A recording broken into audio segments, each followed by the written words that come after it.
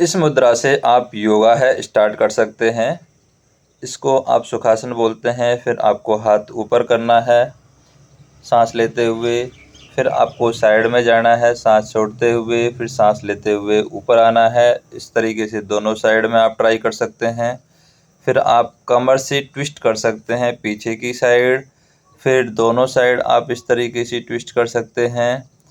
उसके बाद में आप लेफ़्ट में एक पैर को फैला करके ट्विस्ट कर सकते हैं, फिर दूसरी साइड आप दूसरे पैर को फैला करके ट्विस्ट कर सकते हैं। इसके बाद में आप क्या कर सकते हैं, ये आप बटरफ्लाई वाली पोजीशन है, इसको आप ट्राई कर सकते हैं। बटरफ्लाई वाली पोजीशन आपकी पाचन शक्ति के लिए सही रहती है। उसके बाद में आप इसको साइड एंगल से भी देख सकते हैं, साइड एंगल से भी आप इसको ट्राई कर सकते हैं। इसके बाद में आप एक बार आगे की साइड आइए पैरों की साइड, और एक बार पीछे की साइड आइए। तो ऐसे भी आप 5-6 बार है वो आप योगा में ट्राई कर सकते हैं। उसके बाद में इस पोजीशन के अंदर भी आप ट्विस्ट कर सकते हैं, लेफ़्ट ट्विस्ट और राइट ट्विस्ट दोनों साइड आप कर सकते हैं। दोनों साइड ट्विस्ट करने के बाद में आप का ये फ्लेक्सिबिलिटी है कमर की, हाथ की, ये आपकी यूटिलाइज यहाँ पर हो जाएगी। उसके बाद में आप जो है सीधे पैर करके उनको टच करने की कोशिश कर सकते हैं।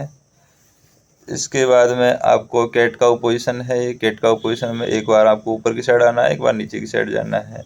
फिर एक पैर को आप सीधा करके उसको यूटिलाइज कर सकते हैं, और कैट काउ पोजीशन को भी आप आगे पीछे कर सकते हैं।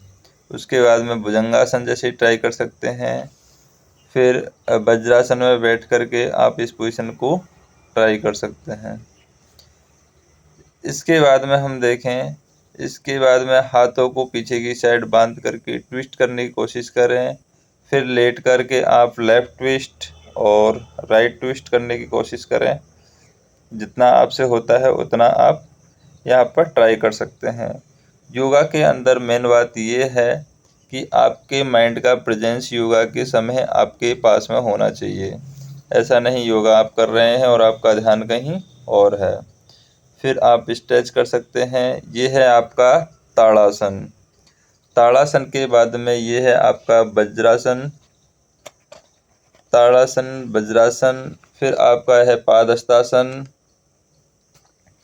पादहस्तासन के बाद में आपका है अर्धचक्रासन। ये है आपका त्रिकोणासन। त्रिकोणासन के बाद में आप दोनों एंगल से त्रिकोणासन है वो ट्राई कर सकते हैं। फिर ये है आपका वृक्षासन। एक पैर पर खड़े होकर संतुलन बनता है, एकाग्रता बढ़ती है इससे। फिर आपका कटी चक्रासन है। आप कमर से घूम जाइए, कटी चक्रासन, कमर की चर्बी यहाँ पर कम होगी। उसके बाद में जैसे आपका कटी चक्रासन ख़त्म हो जाता है, उसके बाद में उत्कटासन है। कुर्सी की स्थिति में आप बैठ जाते हैं, इससे जांघें मजबूत होती है। फिर पर्वतासन है, इससे आप रीढ़ की हड्डी इसमें आप सीधे रखना है। उसके बाद में वीरभद्रासन है ये, इसमें कंधे और जांघों को ताकत मिलती है। फिर ये सिटिंग पोज में आप सुखासन में बैठ जाइए। फिर वृद्धकोणासन है, इसमें भी आपकी पेल्विस मजबूत होती है।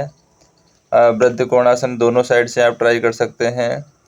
इसके बाद में है वृद्धकोणासन। जैसे ही हो जाता है, जानु शीर्षासन कर सकते हैं, इसमें जांघें आपकी लचीली हो जाएंगी।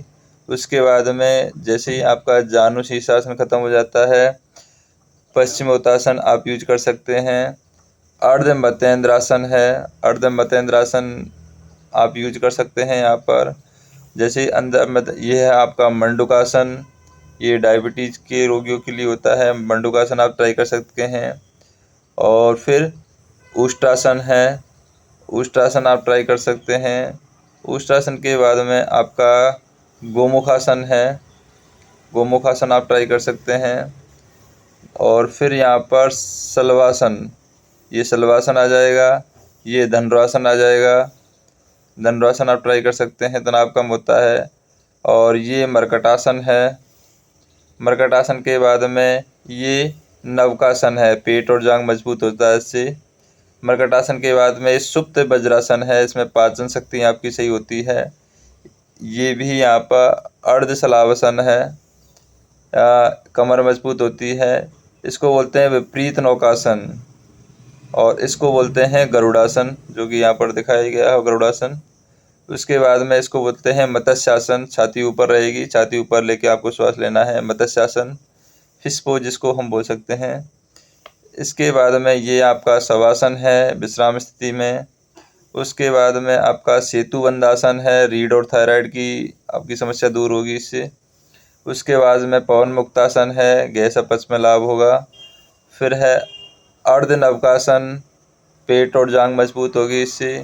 अर्ध हलासन भी आप बोल सकते हैं, पेट और रीढ़ की हड्डी को लाभ होगा यहाँ पर। फिर विपरीत करनी हो गया, उसके बाद में अर्ध सेतु हो जाएगा, इसको हम बोलते हैं अर्ध सेतु, पीठ को राहत मिलती है इस आसन से।